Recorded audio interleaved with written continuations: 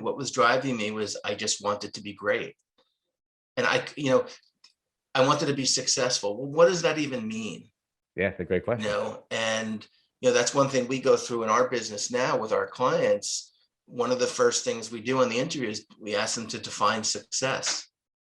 What does success mean to them in their business so we can be most helpful?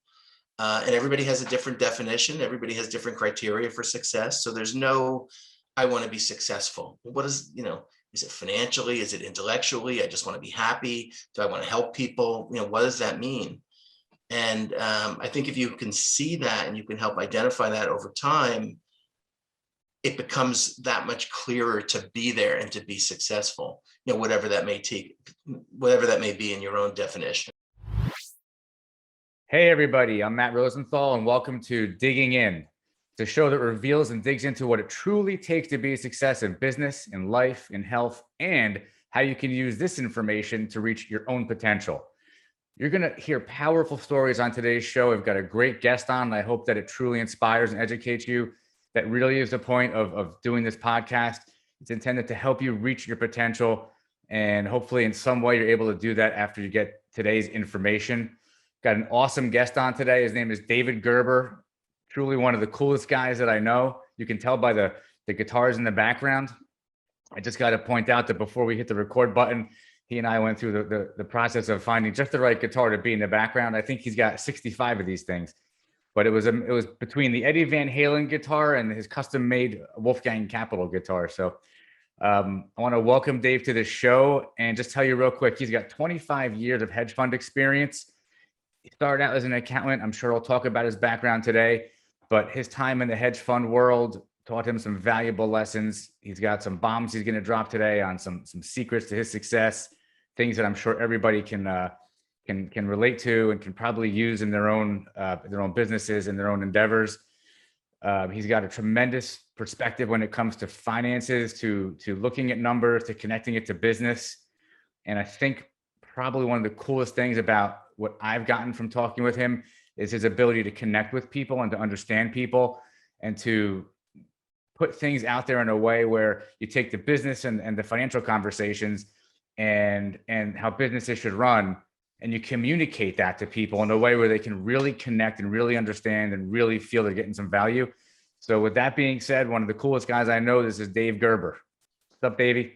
Thanks for that build-up, Matt. I appreciate it. And before we start, I just want to make one clarification as it relates to our company, Wolfgang Capital, just to get this. It's that guitar behind me there. It's not a Wolfgang Capital guitar. It actually stems off Van Halen's son, Wolfgang Van Halen, and that's a line of guitars that he put out. So it's actually the Wolfgang guitar, and that's how I came up with the name of the company. I was sitting in my home office here. I needed the name of a company, and I was looking around at all my guitars.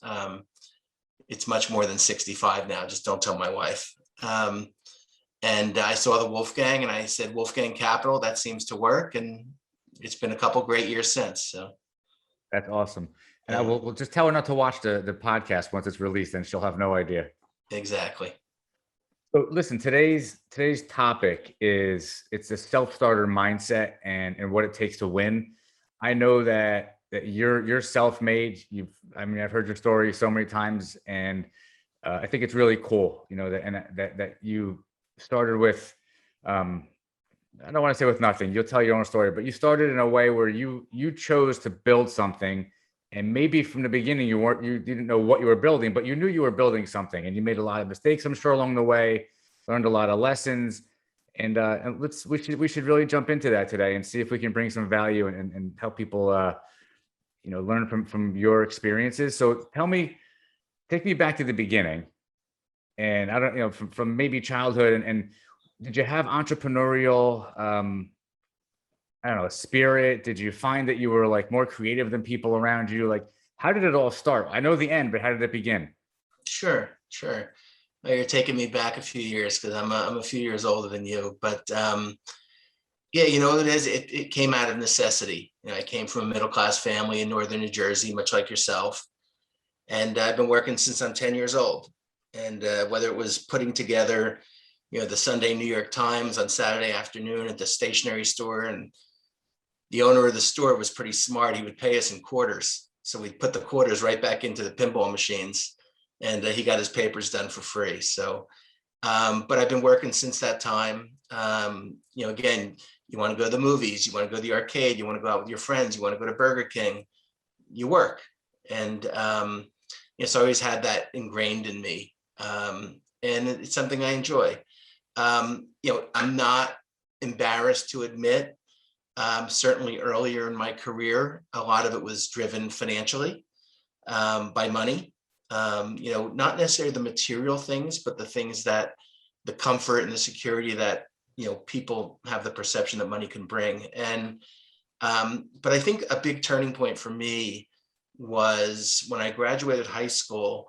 I was a decent student, but, coming from a middle-class family, we didn't have a lot to, in terms of college savings and stuff. And I almost didn't go to college. And 2 weeks before, it was like mid-August, I was like, you know what? I'm just going to go to Montclair State, which is what we could afford. I got into some better schools that I liked, but it just didn't work out that way. And that's just fine. Because a lot of the great things have come from that. But a big turning point was literally because I was so late wanting to go to Montclair State, there was no housing available. Again, it was mid-August. So they say, look, you can come as a student, but we have no housing. So I got a car loan, bought my car, and I started commuting. And about a month in, some housing came available. And this was my turning point. I took that housing right away. I wanted to have the college experience. And I moved on campus, and the very first night, a couple guys next door to me in the dorm invited me to go to a party. And I said, oh, wow, that's cool. Like, I'm one of the cool kids now. I get to go to a party. And I said, hey, should we bring beer? And I wasn't 21 at the time, but, I think the statute of limitations have run on that one. I think you're okay now. Yeah. So I said, should we bring beer? And they're like, beer? We don't have any money. And I said to them, don't you guys work? And they said, work? No, we're on financial aid. The state's paying for our education. And they just, so they partied their way out of school by the end of freshman year. And what I realized then was, look, I'm not at Harvard, I'm not at an Ivy League school, but if these are my surroundings, I'm going to use what I've done for the last 10 years or so since I started working is, I may not be the smartest guy in the room, certainly not. But I said, wait a minute, what can I control? Well, if I just outwork everybody, I'll be okay. And I just wanted to be okay. So I said, if this is what I'm up against, I'm just going to work really, really hard. And I worked 3 jobs to put myself through college. I worked full time. And it was a great experience. And, freshman year was also a highlight of my life. I not only had that realization, but that's when I met my current wife. So we've been together since that time. And, she was very supportive of me throughout my career. I studied accounting. I was always good with numbers. I was always good with business. I was always hustling something, whether it be, even at that age, a real estate deal or something. And, I always you right there for a second. Sure. You said so many things, like I can't write them all down. Okay. You just mentioned 2 things that I think it's worth just taking a second to dive into, because they're so relevant to what it takes to win. You're describing it. I mean, this hustle, where does that hustle come from? And that, I can relate to what you said about this feeling of not being the smartest guy in the room. You don't have to be, but if you outwork everybody, that might be one of these keys. I mean, right? Is that what you're saying? Like, when you're just working harder than everybody else, it does do something. There's some connection there, right? Yeah, I mean, that is it. Look, even when I'm alone in a room, I'm not the smartest guy in the room. And no, but in all seriousness, it's just everybody has the ability to work hard. Everybody has the ability to push themselves. And I just had it in me for whatever, again, I said, because of necessity. When I was a younger guy, I wanted to go to the arcade on Saturday. I wanted to go to the movies. And My parents couldn't always do that for us. They tried really Right. hard. They did what they could, but I wanted to do those things as a teenager. But you could have chosen not to work so hard. You could have chosen to just be like, all right, I don't have them, so whatever. But it's like you made a choice. Like, I want certain things. I have a certain vision of what I want, and something happened where you're like, I connect that to I need to work. I need to work hard to make these things happen. Yeah, and that's Yeah, what it is. I mean, there's no shortcuts. You have to work that's hard. beautiful. There are no shortcuts. No, you You know just what's have to interesting, work Dave? I hard. noticed. I don't want to single out a generation, but I do notice that my generation, your generation, and there's probably another one or two after mine. That brings us up to some of the people that I see coming out of into the workforce now that work with that are younger. It seems like there's something that's changed over the past few decades where that work hard, like, and put in time, put in your 10 years, put in your 20 years, like knowing that you've got to put that time in and knowing that you need to do that. You got to fail, you got to have experiences. Seems like everybody just wants things to automatically just happen now. Like all of a sudden you could shortcut it, but you can't shortcut it. There's no shortcut. Look, it's even more relevant today is it's intense competition. Yeah, I Mm. went through this with my now college graduated sons who, one of the goals that my wife and I had when we got married was if we have a family, we want those boys to get the best education they could. Of course. Which is something that we both didn't have the opportunity. It's not that we got a bad education, but, in a perfect world, I wouldn't have gone where I went. I would have gone to a school with maybe a better reputation, but then arguably I wouldn't be here today and certainly wouldn't have met my wife. So, but I see with my boys, every kid is smart. Every kid is prepared. And it's just the competition, and you have to just outwork people and be different. Don't be cookie cutter. A lot of the kids who go to the certain schools, they're pre-programmed from a young age, whether it be, boarding school to private schools to college to things like that. They're all the same. They letter in 2 or 3 sports. But every kid is like that, certainly at the competitive levels, at the highest levels. So, True. it just wasn't like that 30 years ago when we did this. Or maybe it was, and maybe we just didn't participate and we sort of just said, we'll be at the top of our group, or we want to be at the top of our group, which doesn't make us at the top of the world, but who cares? We just want to be happy. And, but I think nothing's changed in that there's no shortcuts. You just have to work hard. There's no shortcut. I mean, arguably, there's a whole other show we can do on society may have changed, but you're right. I don't see that it's ever going to change that, regardless of what school you go to and what pedigree you have and what education you have, unless there's something very specific and special that you came out of college to do, like to be a brain surgeon. And even then, that working hard and standing out, possibly through creative thinking, critical thinking, the ability to see what other people don't see, like you have that ability, and you've recognized, I'm sure, over the years that you see things people don't see, and that forces you to naturally be a leader, right? Because you see opportunity, you see things that could be done better, smarter, faster, and that's part of, even when you were in college and when you were finding your way, there was something guiding you, and it was this like sixth sense, right? Yeah, I mean, I think people have said that to me over the years, but again, what was driving me was I just wanted to be great. And I wanted to be successful. Well, what does that even mean? Yeah, it's a great question. And that's one thing we go through in our business now with our clients. One of the first things we do in the interview is we ask them to define success. What does success mean to them in their business so we can be most helpful? And everybody has a different definition. Everybody has different criteria for success. So there's no, I want to be successful. What is it financially? Is it intellectually? I just want to be happy. Do I want to help people? What does that mean? And I think if you can see that and you can help identify that over time, it becomes that much clearer to be there and to be successful, whatever that may take, whatever that may be in your own definition. And when you talk about what it takes to win, that in and of itself are we talking about financially? Are we talking about health? Are we talking about in your family, in your personal life?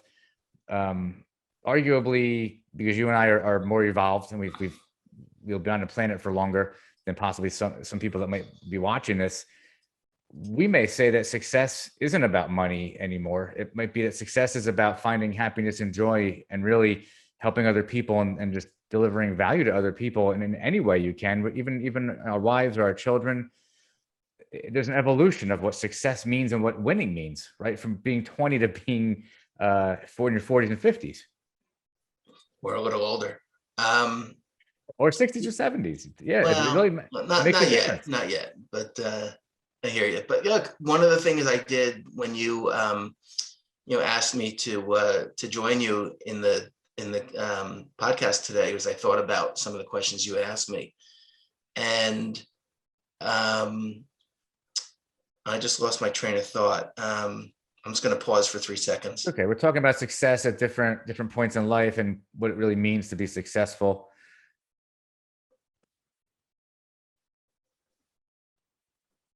I lost my train of thought. Okay. I had something that was relevant. You'll come back to it, but I have another question for you that on Sure. the same topic of like kind of thinking outside the box and seeing things different than other people. At some point, did you notice that as you were finding, let's go with success being financial success and success in business in the different places where you were working and contributing, did you find that people were beginning to look at you differently and treat you differently because you were standing out? Absolutely, yes. When I was really young in my career, when I was in public accounting, I worked hard, but I would go in on Saturdays when nobody was there, and I would go to the tax library and read. Now, that's really boring. Okay. Well, you're in accounting. I know, but going on I have nothing better to do on a Saturday than go to the tax library. But truthfully, in hindsight, being 100% objective, I was viewed a little bit as a suck up, or he's just trying to get points with the partners or whatever. And I was like, no, I'm really interested in this stuff. Like, don't you guys see this? And I started to get a reputation as I went into private industry that, wow, this guy, he has something. Let's listen to him. And that's validating. Especially with humble background, when people come to you say, well, hey, what do you think about this? What's your opinion? Hey, you know what? You're a smart guy. What do you think? That's a really good feeling at a young age. Isn't when it also people, weird though when that happens? Like you're like, wait, I am the expert. I really do have this valuable information. People are looking to me. It's an interesting feeling. It feels good, but it's also like, wait, really? Well, that's right. You're like, who, me? Like, you're talking to right. Me. Exactly. But look, I think at that age, expert is a little bit of a push, but yeah, you started to get it, built confidence, like, and hey, maybe I'm onto something here. Maybe if I keep working hard, and look, I was putting in a lot of time back then, and my wife said to me, when am I going to see you? I was working every weekend and most nights, and I said, just trust me. I know what I'm doing. I can see it. I said, when I'm 35 years old, I'm going to retire and I'm going to manage 80s heavy metal bands, hence the guitars. And, truthfully, I did that. I mean, I didn't manage the bands, but I did retire for the first time at 40. But again, I realized with my background, I was like, no, I need to work. Like, I need to validate my existence, because that's how I defined myself, of hard work and success and being driven. So I feel like you're leaving something out though, because you and I talk a lot, and I hear when you're talking about what you just said, I hear excitement and passion when you tell me stories about what you're doing now, and I don't ever hear the excitement and the passion. It's not ever about money. It's never. It's about the feeling that I hear you telling me about when you're helping people reach their goals because you've done it already. You see the path. Right. And I hear you talking to me about how good that makes you feel. That's Well, what I hear. yeah, you're right. So I think it's probably helpful to take a quick step back. Yeah. Over the course of my hedge fund career, I mean, when I started, I didn't even know what a hedge fund was. And I got hired by a relatively unknown firm, which is one of the largest and most successful firms in the world today. And I was employee number 35. And we didn't know any better than to work hard and figure stuff out. And we, launching the first offshore fund or doing certain tax deferrals and things. And, it was cutting edge stuff back in the mid 90s. And, over those years, I said, my job is to help the people I work with so that to facilitate, I had one client now. So I started in public accounting, which that's a service business where you have various different clients and you provide accounting and advisory services to them. Well, when I became the controller of the hedge fund, I said, wait a minute, now I just have one client and I just have to make one person happy. And it wasn't one person, but it was the trading desk. Right. And we developed systems and they started to listen to me. You had people make, vastly more financially successful than I was, vastly better educated than I was, certainly from their education. And now they're listening to me. I'm like, wait a Good minute. feeling. It's a great feeling because I had, for all those years, I had something called Ivy envy, and Ivy envy, Ivy envy. like Ivy And League. yeah. Yeah.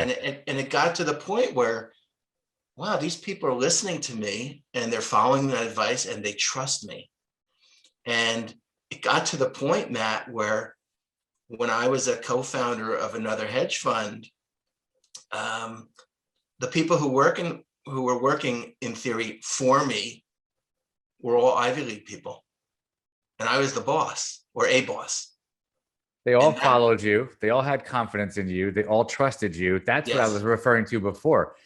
I'm not sure you can teach that to somebody because I know you and I know that there's a way of that you have of people warming up to you and of you carrying yourself.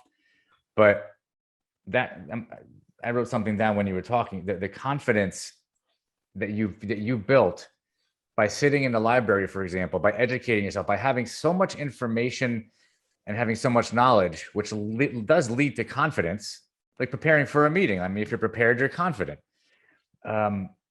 Other people begin to have trust in you because you're not that you're always right, but there's a certainty that you carry that comes from your experience, and it sounds like people began to follow that. Maybe they lack the confidence and the certainty, regardless of the Ivy League school that they went to. That's an education that they got from reading books and taking tests. Your education mostly came from life, right? absolutely. And I just want to, one thing you said is, me, you, doesn't matter. We're definitely not always right. I've made tons of Absolutely not. mistakes.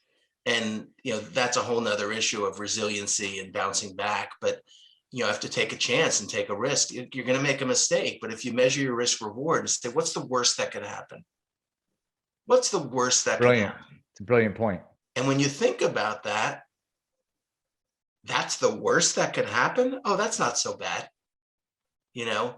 And, I think the other thing is I'm just like everybody else. I'm a regular guy, just trying to do the right thing, just trying to work hard, live this life.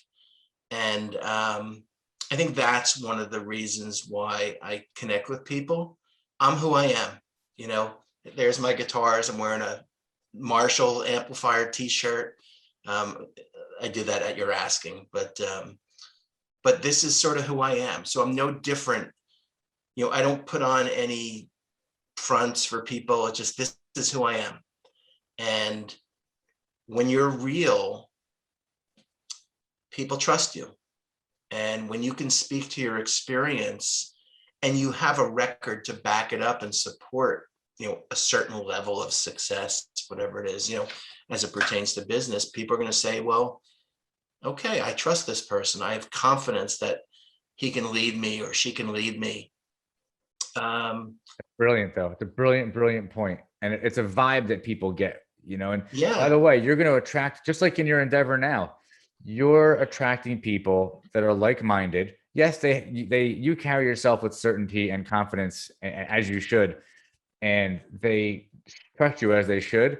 But it goes beyond that, because I hear you telling me the stories of these people that are connecting with you, and they're entrusting you with some serious things. You talk later about what you're doing now, but sure.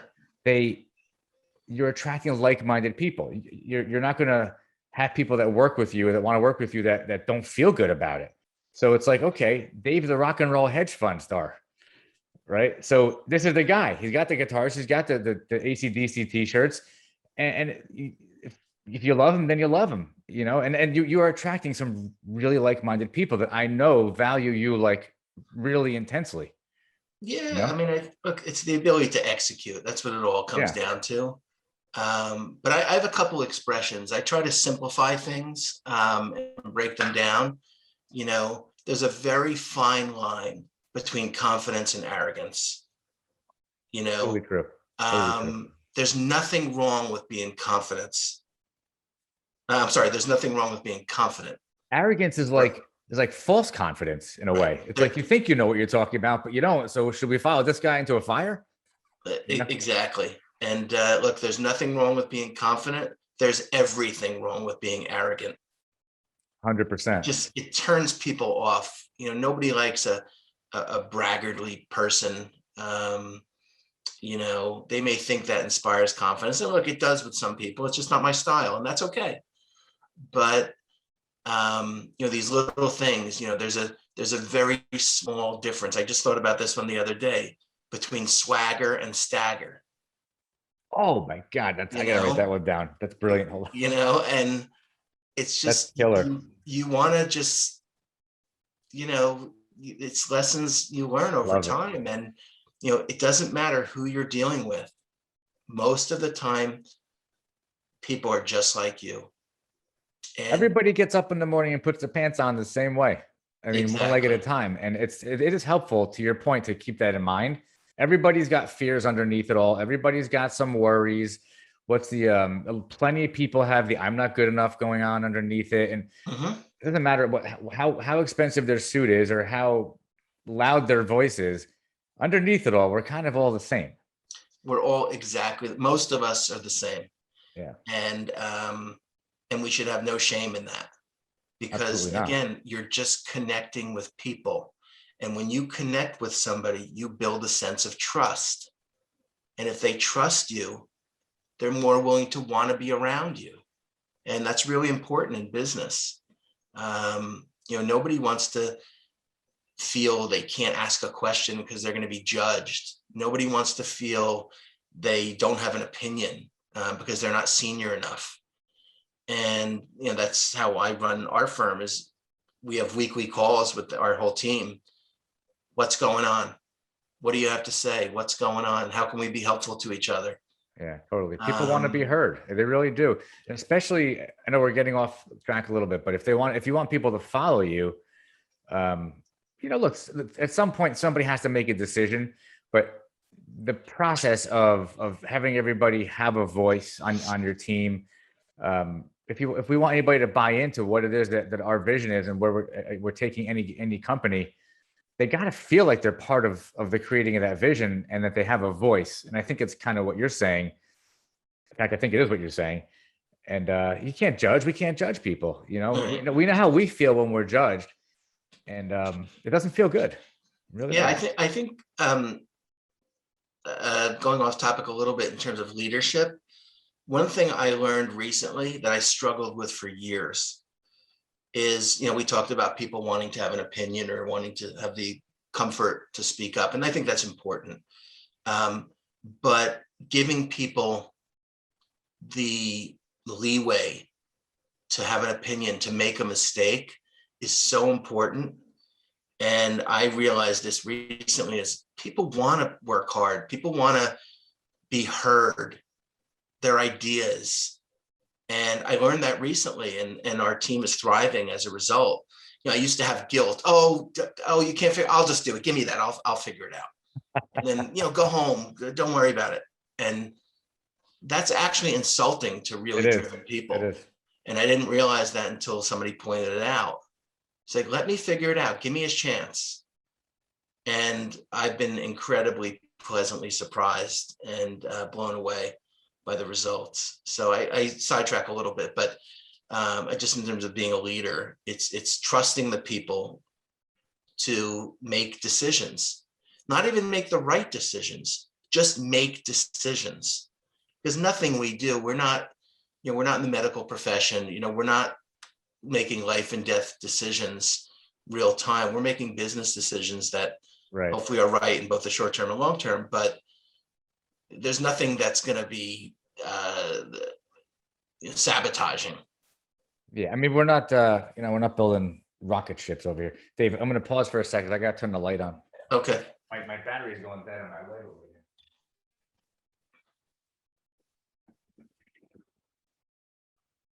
You can see my shiny head now. Sure. Don't cut that out. Give me 2 seconds. I'll pick us up where we left off.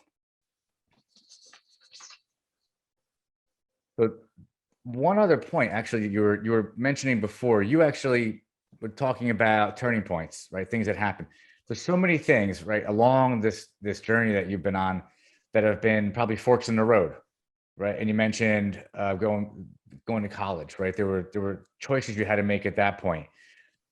I mean, is there anything like one or two real big turning points, not forks in the road, but turning points that maybe a belief change, you saw something different, and even to this day, maybe you carried that along, like you were just mentioning about?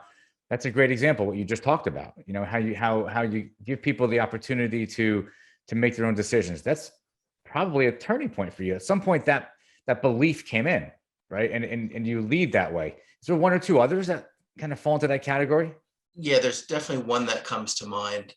We talked earlier about success being, early in my career, being defined financially, as most young professionals are. Yeah. A big turning point for me is, we talked about making mistakes. Sometimes you just can't see it, or you don't want to hear it. And that's really important. I've been really fortunate to have a great business mentor, several, but one in particular.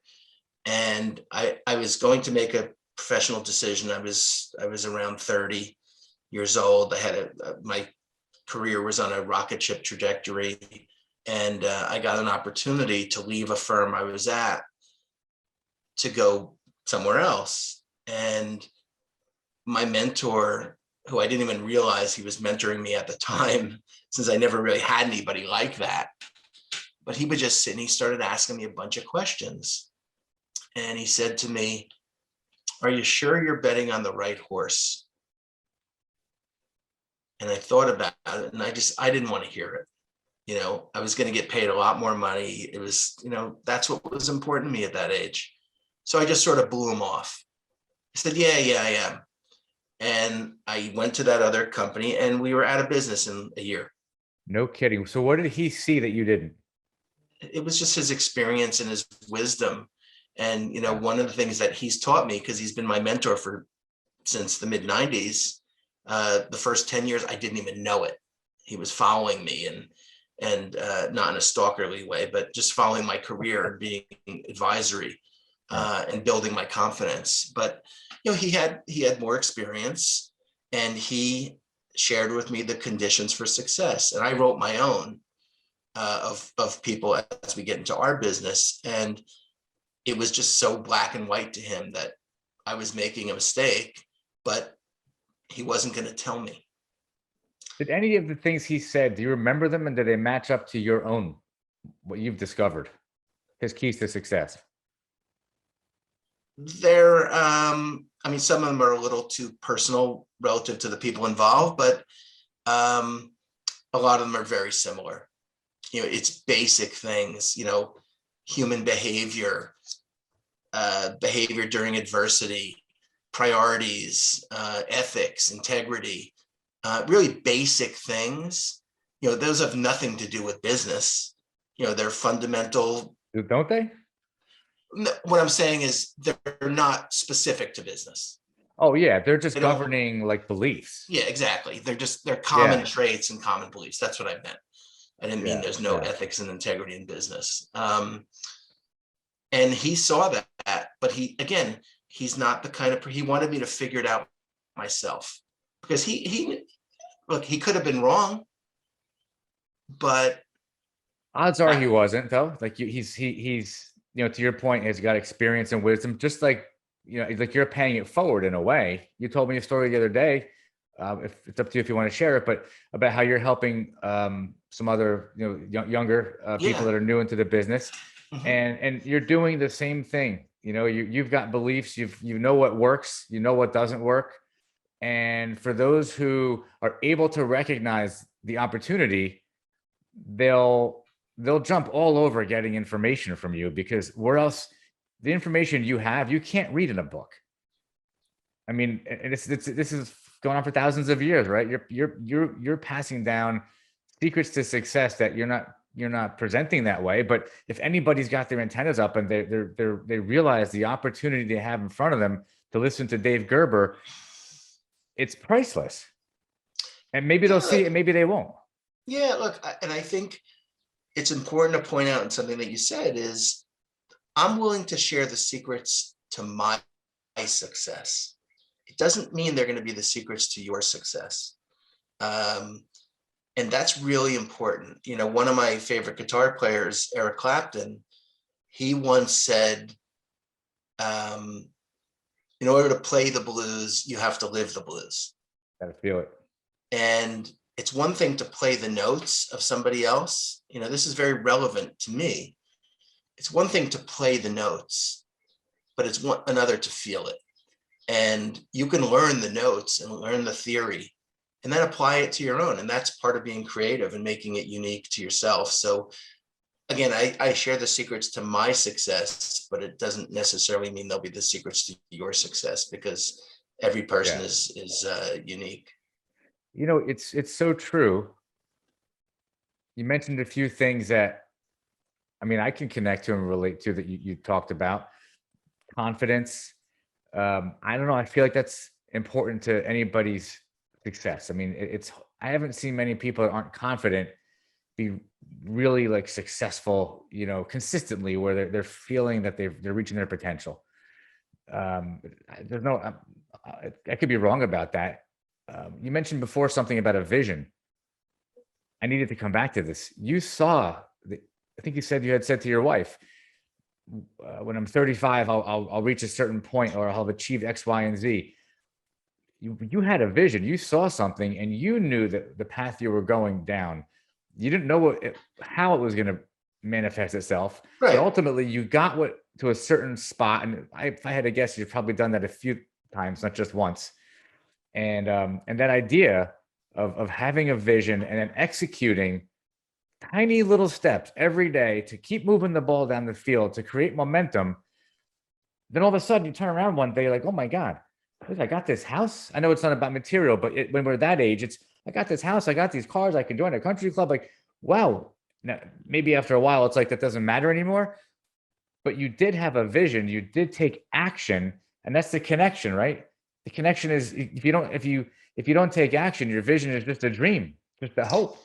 Yeah, it becomes academic. You're Right. not gonna be ahead of the curve by standing on your heels. You got to be on your toes. And that's so important at every stage, at every age, depending on what your goals and ambitions are, to reevaluate and say, look, you have to have, think about it this way, relating to very simple personal finance. If you want to have certain financial goals, you need a budget. Well, why? A budget is just a roadmap. It doesn't mean you can't veer off course, but if you don't know where Right. you're going, Yeah. you're going to get lost. You're just going to get lost without a map. So I think along the way, it's important to have a plan, but you have to also be flexible, and things change. And I mean, Matt, there's so many things I've learned over the course of my career in applying these basic concepts How about this one? And this is how I formed our new business, but it's certainly how I behaved since my late 20s. It costs nothing to be nice to people. Now, that may sound pretty trite and simple, but it's worked time and time again. Don't make everything transactional.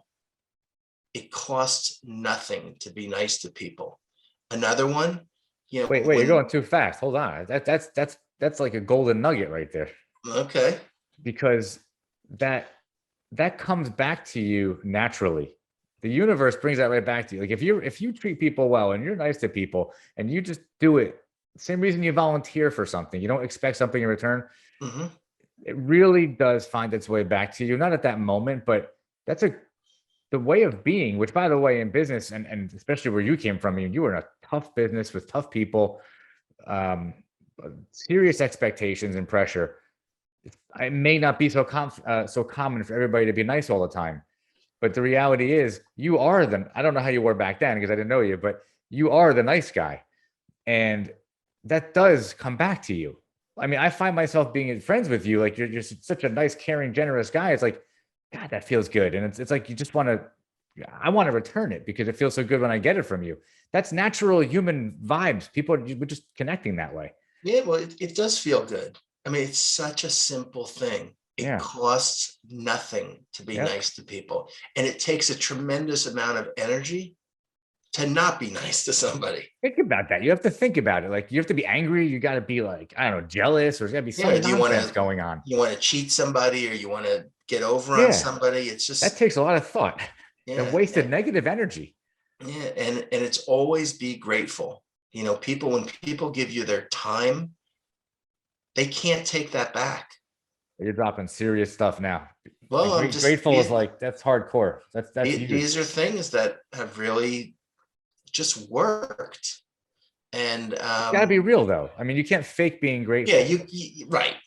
I mean, look, I appreciate so much what you did. Thank you. No, man, like I really appreciate what you did. Like, yeah, it means so much to me. It had such an impact on me. And it's got to be real. And I actually can look at you and say that because you've impacted my life. So, but being grateful is like, maybe that's number one. I mean maybe that's the most important thing. Look how lucky we are, we have our health and everything else, but to be given the opportunities to do what we do, to be around the people we're around. I mean, if I tell you all these things, I don't want to come across as either insincere or calculated, but like I'll give you a very simple example. I interview a lot of people to hire people, and people have to provide references, or if I need a favor from somebody, I need to call and speak to somebody about somebody in the industry or a company or whatever it is. And then people give me their time. And, it was a one-sided conversation. I asked a bunch of my questions to get what I needed. This person was generous enough to give me their time. And then usually I say, well, how can I be helpful to you? Brilliant. And the people, they're just taken aback. Matt, they're taken aback. But I know you. I know that's real. Like that's Dave. Well, I know, but people are like, what? Nobody ever asks us that. What? Well, I want to be appreciative of that you gave me your time, but I mean it in a sincere way. Perhaps I can be helpful down the road. Here's my number. Keep my number if anything ever comes up. I have a guy that I met. His name, I was lucky enough to actually have him interview me for like 15 minutes. His name is David Meltzer. I think he's known probably all over the world.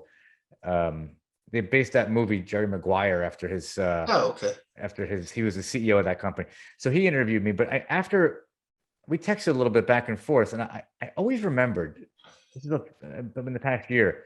Every time I talk to him, the last thing he says is, "How can I be of service to you?" And I can tell he's not saying it because it's something he's programmed to say. I feel like he really means it. And wow, is that powerful? Like, yeah. And that's what you're saying. Like, how can I help you? How can I be of service to you? that's real. And I know you, and I know that that's real. Yeah. And again, it all comes down to it costs nothing to be nice to people. Yeah. And that's really what you're saying. And Yeah. it's being appreciative of what people can do and what people do, expecting nothing in return. And I mean, Matt, I can't tell you. I mean, I have told you as we speak socially, just about experiences and things that happen. It's just, I mean, maybe it's not luck anymore. Maybe it's just you put yourself in these situations to succeed and they just keep happening. But There's no in way. the Hold on. Hold on. I beginning, got to stop you there. I have to, because you just said another golden nugget. I don't know what book I read this in, but I'll never forget it. And it was a definition of luck is the combination of preparation, opportunity and preparation. mhm. Because if you don't, if you think you're lucky, in order to even recognize that you feel lucky, that means you saw something, you realized something. Well, then was it really luck? I mean, was it really luck that you ended up with that first opportunity? No, you were prepared, and an opportunity presented itself, and you put that together. Yeah, you recognize that opportunity and You then you know, can capitalize on it. Yeah. but it was a great. I probably just took you off track of something you were going to say that was brilliant. No, no, But look, better. I used to say better lucky than smart, but I love it. but I have a question for you, because you were getting onto a topic, and I think you were going this direction. Things have happened in your life, like happens in everybody's life. There's personal things, there's business things. I know you've shared with me some really powerful stories of uh, places you've gotten to, and where possible stress has taken you to at some point, and where happiness has taken you to. Do you find that when you're in situations that stretch you, that force you to go past what you think you're even capable of, that those have been the times where you've experienced some of your biggest growth? Yeah, and that's the hardest thing, and it's become easier as you get older. But in the beginning, nobody likes change. Nobody likes being this go out of your comfort zone. Right. I, that, I don't like that expression, but it's really just pushing yourself, pushing the boundaries of being different. And yeah, I mean, I would say starting this business put me way out. It is like I not only detested the concept of consulting and things. I wanted to be an operator. That's what I always was. But it's been incredibly gratifying. And when I first client gave us our chance to put us in business because he trusted us. And then when he says, "Wow, after a year and a half," he's like, "You made all my dreams come true." I mean, there's nothing better than What's that. better than that? There's nothing better than that, Matt. When I you're in mean, a service business based on trust, and people are listening to you and they say, "Wow, we couldn't have done this without you." I mean, yeah. that's the greatest reward. Honestly, it almost brings you to tears. I mean, that's like, It I know what that has. feels like. That's powerful. Yeah. I mean, so yeah, but going back to it's so far out of our comfort zone, but I brought together 25 years of experiences. Wait a minute, I've done this for a company, for my one client, at those other firms. And now I have several clients, and we have a great firm, and it's how can we be helpful to you? What is it Absolutely. that you need? And it's incredibly powerful. It's empowering, it's gratifying. And and that's what we're about now. So All the years, again, I didn't know you back then, but I mean, I've heard you tell me war stories. All the years you worked, quote unquote, on Wall Street. I don't know if you were literally there, but that whole life, and leading up to that, and then one hedge fund, then another hedge fund. You had the confidence, which we talked about, and you called it the swagger. I mean, so the certainty, because of your experience, you had all these things. Um, but you still, along the way, must have been pushing yourself beyond limits, because you kept doing things that you hadn't done before. You kept leading possibly bigger teams, maybe doing bigger deals. It's new. It's still pushing your limits, right? it is, Matt, but it was just, when I problem solve, I say, okay, what are my objectives? What am I trying to do? And break it down into pieces. And regardless of the size of the team or the size of the deal or whatever it is, the common traits are there in every everything. And, I'd give you an example as a big transaction. What we do is we help investment managers build their businesses. And sometimes that involves capital raising and fundraising. Well, I've done that for a big portion of my career. When somebody pushed me out of my comfort zone, they said, back when I was in my early 30s, they said, do you want to be the accountant from New Jersey your whole life, or do you want to really make a difference in the industry? And I was like, but I don't know what to do. He said, well, let me help you. And he's one of my closest friends today. Now, this isn't the same mentor you mentioned before. This is somebody No, different. this is somebody different. Okay. This was somebody I worked with, and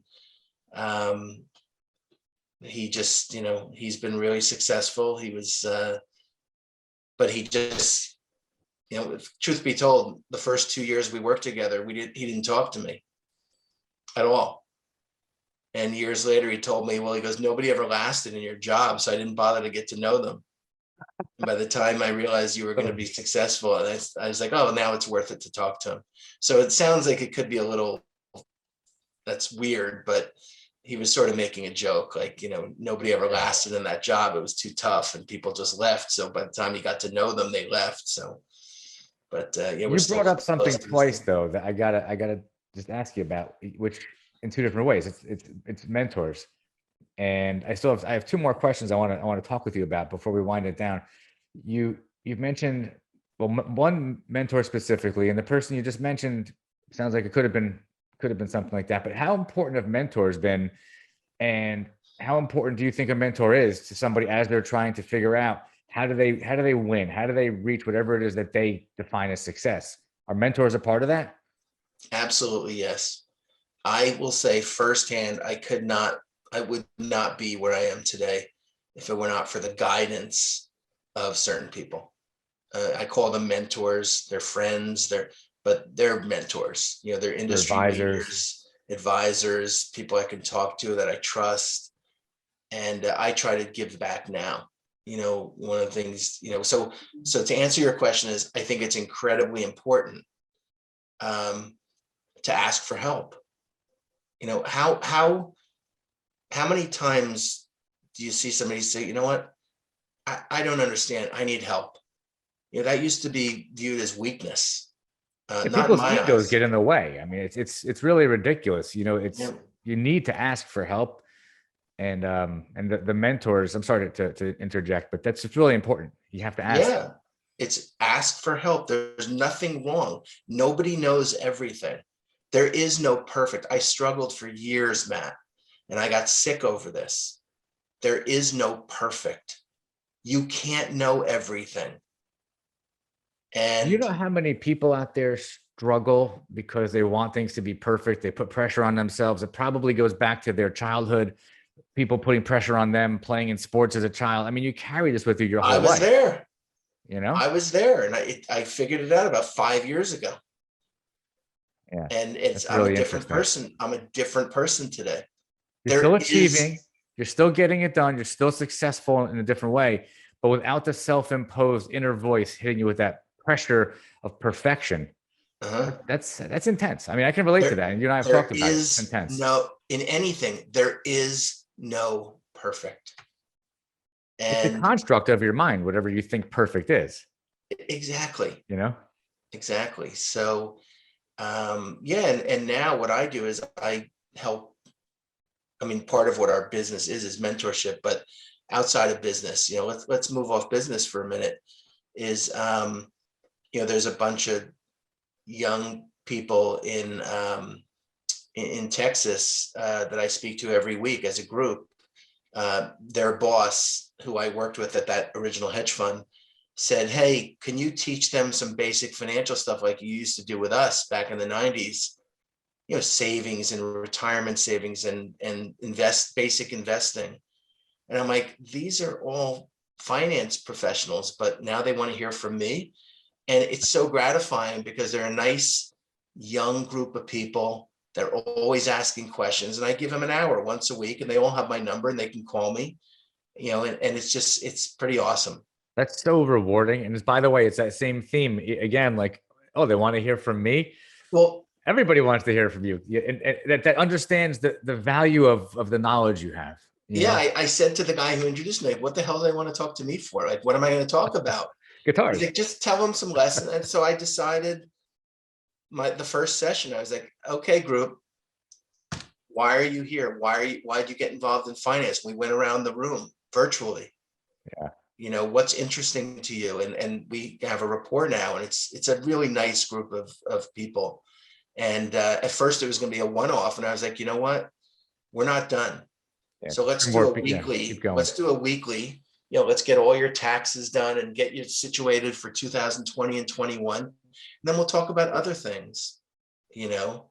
And you know, these are young financial professionals. And I said, hey gang, I said, this is what I always used to tell people when I was younger, when I started to be a little more senior.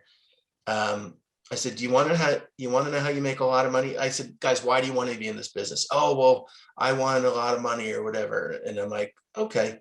I said, you want to know how you make a lot of money in this business? And they said, how?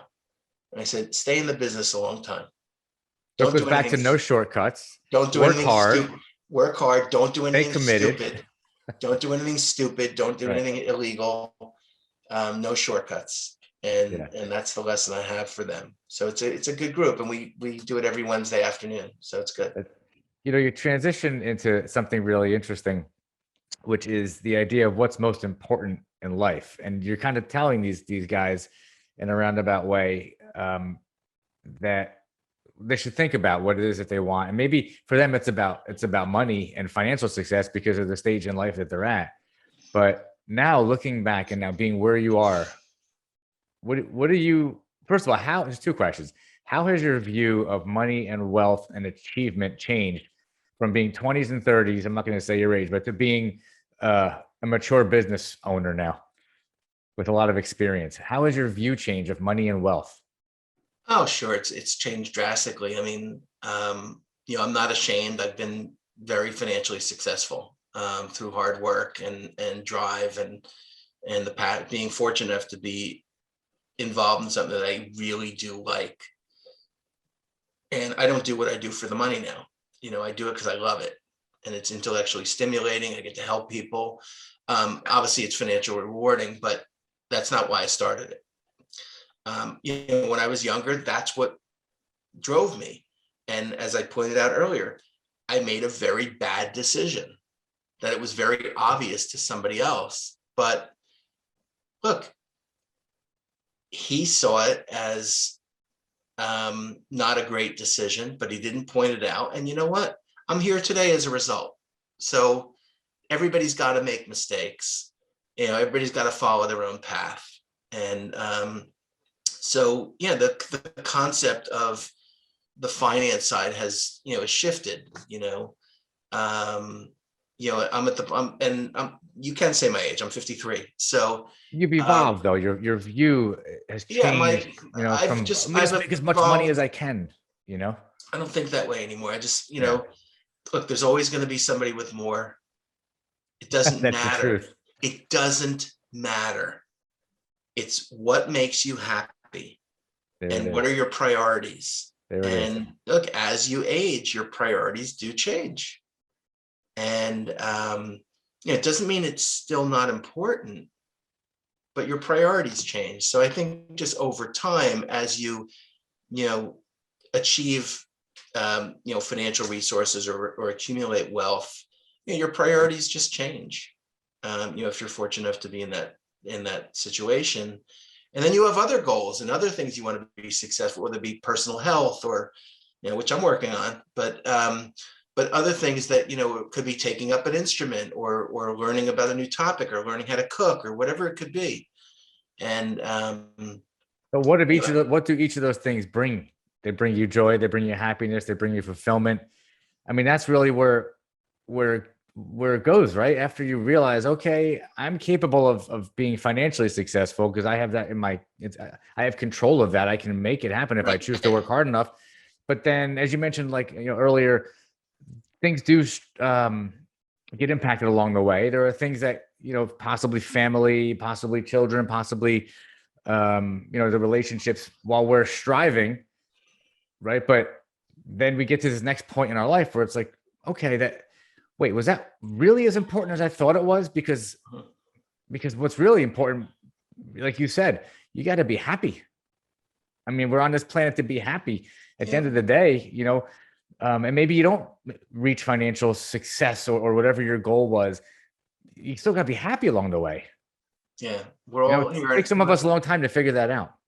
Yeah, look, I do have to wrap up in a minute. We can always continue, but As do I. yeah, it goes back to, I started when I was 14 years old, started playing guitar.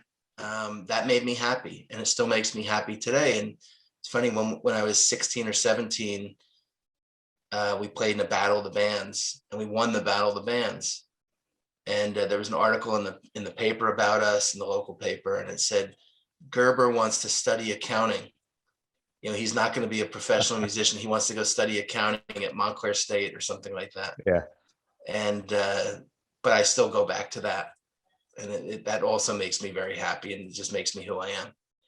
All right. I know you have to go. I have one other question. Do you have 2 more minutes? Sure. All right. How fast can you plug one of those guitars in and play a quick AC/DC riff for us? I can't. I'll do it. I will do that again. Not that quick. Okay. So the last question I do have for you is, if there's one piece of advice you can drop, you gave us all kinds of things. One piece of advice when it comes to being successful, and it could be something you already said, or winning, I should say winning. What would it be? Put yourself in a position to win. Take advantage of the opportunities that are in front of you. Go with eyes wide open. Be aware of the opportunities that are presented to you.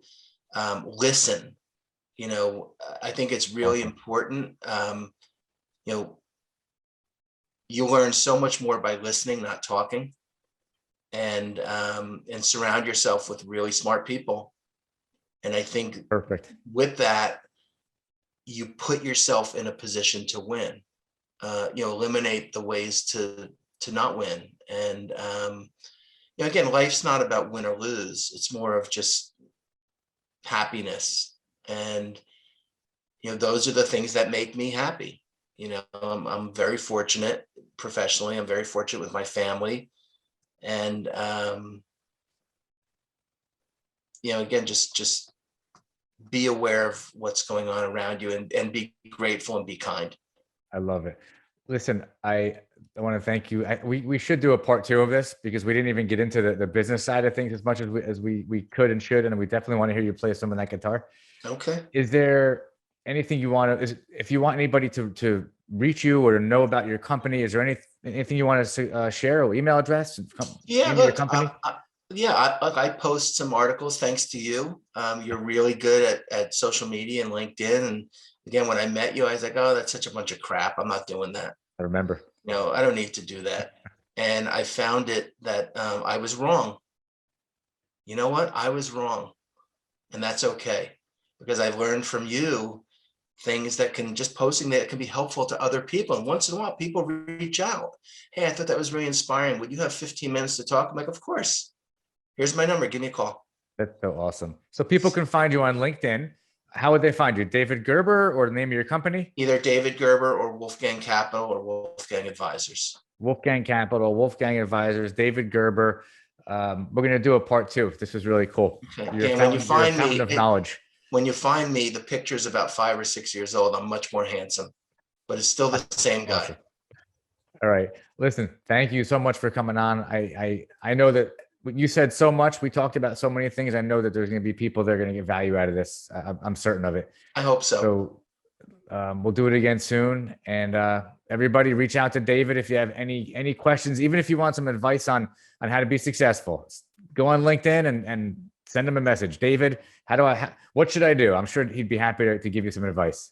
Very good. Well, Matt, thanks a lot, and thanks for your time.